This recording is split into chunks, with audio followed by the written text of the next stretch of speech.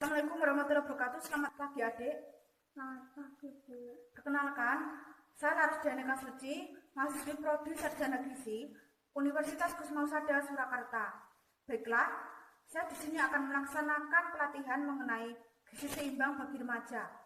Nah, walaupun adik saat ini masih kecil, maka perlu juga untuk mengetahui mengenai gizi seimbang bagi remaja, agar pada saat usia remaja nanti, adik ini bisa menerapkan dan paham mengenai gizi seimbang bagi remaja. Langsung saja pelatihan mengenai gizi seimbang bagi remaja kita mulai. Yang pertama, gizi seimbang merupakan susunan makanan sehari-hari yang mengandung zat gizi yang lengkap, yaitu karbohidrat, protein, lemak, vitamin, mineral, dan serat dalam jenis dan jumlah yang cukup. Yang cukup di sini dimaksud yaitu sesuai yang dibutuhkan dan diperlukan oleh tubuh manusia setiap harinya. Lalu, dengan memperhatikan prinsip keanekaragaman makanan untuk memenuhi kriteria baik dari segi kuantitas atau porsi makan, kualitas atau zat gizi dalam makanan tersebut, aktivitas fisik, perilaku hidup bersih, dan mempertahankan berat badan yang ideal untuk mencegah terjadinya malnutrisi. Nah, malnutrisi merupakan tidak seimbangnya zat gizi dalam tubuh manusia, yaitu berupa kekurangan zat gizi atau gizi buruk dan kelebihan zat gizi atau obesitas. Nah, pada saat usia remaja ini merupakan usia yang sangat rentan terhadap gizi, karena usia remaja merupakan di mana usia bertumbuhnya dan berkembangnya tubuh manusia.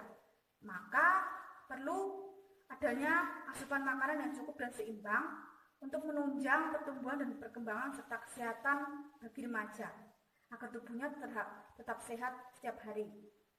Nah, pola makan gizi seimbang datang dari pola makan yang sehat dan beraneka ragam makanan, agar tubuh itu mendapatkan berbagai zat gizi untuk memenuhi kebutuhan yang telah diperlukan oleh tubuh. Usia remaja perlu dilakukan pembatasan dalam konsumsi gula, garam, dan lemak. Karena jika terlalu berlebihan dalam konsumsi gula, maka akan menyebabkan kelebihan berat badan atau obesitas. Karena gula merupakan sumber energi dan kadar gula darah terlalu tinggi. Dan jika kekurangan dalam konsumsi gula, maka akan menyebabkan gangguan pada syaraf dan kadar gula dalam darah terlalu rendah, sehingga tubuh akan kekurangan energi untuk melakukan aktivitas. Jika terlalu berlebihan dalam konsumsi garam, maka akan meningkatkan tekanan darah dan menimbulkan penyakit hipertensi atau tekanan darah tinggi. Dan kondisi seperti ini akan memicu terjadinya penyakit jantung koroner. Jika kekurangan dalam konsumsi garam, maka akan menyebabkan tubuh terasa lelah dan pusing yang berlebihan. Jika terlalu berlebihan dalam konsumsi lemak, maka akan terjadi penumpukan lemak di dalam tubuh yang berlebihan, sehingga akan memicu terjadinya penyakit jantung koroner dan stroke. Dan jika kekurangan dalam konsumsi lemak, maka akan menyebabkan depresi, tubuh sering terasa kedinginan, dan cepat lapar. Apakah ada yang ditanyakan, Dek? Batasannya berapa, Bu? Nah, batasan dalam konsumsi gula, garam, dan lemak menurut Kementerian Kesehatan Republik Indonesia atau Kemenkes dalam sehari yaitu untuk batasan konsumsi gula sehari yaitu 4 sendok makan.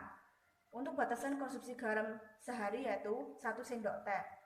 Dan untuk batasan konsumsi lemak sehari yaitu 5 sendok makan minyak. Lalu pada saat pagi hari, pada usia remaja perlu untuk melakukan sarapan setiap pagi. Karena sarapan pagi itu sangat penting, yaitu dengan adanya sarapan pagi maka akan ada energi yang masuk dalam tubuh kita.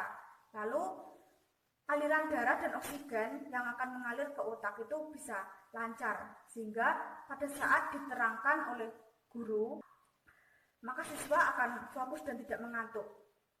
Dan sarapan pagi akan membuat kita semua tuh tetap semangat melakukan aktivitas apapun. Nah, ini adalah menu untuk sarapan pagi, yaitu berupa nasi putih, telur goreng, sayur bening bayam, buah jeruk, dan susu. Nah, bahannya yaitu dari beras putih, telur goreng, minyak, bayam, jeruk, dan susu. Dan porsinya yaitu nasi putihnya 1 centong dengan berat 100 gram. Nah, kemudian telur goreng 1 butir dengan berat 50 gram. Lalu digoreng dengan minyak. Minyaknya itu setengah sendok makan saja. Lalu sayur bayamnya 1 ikat yang dibuat sayur bayam itu dengan berat 40 gram. Dan yang dimakan tuh 3 sendok makan saja, sekitar itu. Yang beratnya yaitu sekitar 20 gram. Buah jeruk 1 buah yaitu dengan berat 15 gram. Dan susu 1 gelas yaitu dengan berat 300 ml. Nah, dan ini ada jumlah karbohidrat, protein, lemak, dan serat yang sudah dihitung berdasarkan makanan-makanan yang dibuat menu pada pagi hari ini, dan ini jumlahnya. Nah, untuk membuat menu yaitu yang pertama, pilih makanan dari berbagai macam keanekaragaman makanan. Dan yang kedua, tentukan porsinya dari makanan-makanan tersebut. Yang ketiga, yaitu makanan yang dibuat menu itu adalah makanan yang mengandung gula, garam, dan lemak yang rendah. Tidak boleh mengandung sumber ketiga tersebut yang tinggi. Dan kemudian yaitu kita buat tabel kotakan ini dan diisi yaitu waktunya itu pada pagi hari. Terus kemudian makanannya itu apa aja, kemudian bahan makanannya itu apa saja, lalu porsi makanannya yaitu porsinya itu berapa gitu, dan beratnya berapa, lalu karbohidratnya, protein, lemak, dan seratnya berapa. Itu cara menghitungnya. Berat pada bahan makanan tersebut dikali jumlah karbohidrat, protein, lemak, dan serat pada TKPI. Itu terus dibagi 100. Dan ini ditotal jumlahnya. Total karbohidrat, total protein, total lemak, dan total serat. Nah, setelah itu saya akan menyampaikan mengenai 10 PGS. Nah, PGS merupakan pedoman gizi seimbang. Yang pertama yaitu syukuri dan nikmati keanekaragaman makanan. Yang kedua, banyak konsumsi sayur dan buah. Yang ketiga, biasakan untuk konsumsi makanan yang mengandung sumber protein tinggi.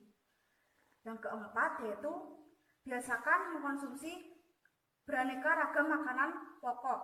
Yang kelima, batasi konsumsi gula, garam, dan lemak. Nah, yang keenam yaitu biasakan melakukan sarapan pagi. Yang ketujuh, biasakan minum air putih yang bersih dan aman. Yang kedelapan, biasakan untuk membaca label pangan sebelum dikonsumsi. Yang kesembilan yaitu biasakan mencuci tangan dengan menggunakan sabun dan air bersih yang mengalir. Dan yang ke-10 yaitu lakukan aktivitas fisik dan mempertahankan berat badan yang ideal. Itulah pedoman gizi seimbang ada 10 yang telah saya sampaikan. Semoga pada saat remaja nanti adik bisa menerapkannya. Sekian pelatihan mengenai gizi seimbang bagi remaja pada hari ini. Semoga dapat bermanfaat bagi adik dan pada saat remaja nanti adik dapat melaksanakannya agar hidupnya tetap sehat setiap hari. Apabila ada kurang lebihnya, saya sangat mohon maaf yang sebesar-besarnya. Wassalamualaikum warahmatullahi wabarakatuh. Selamat pagi.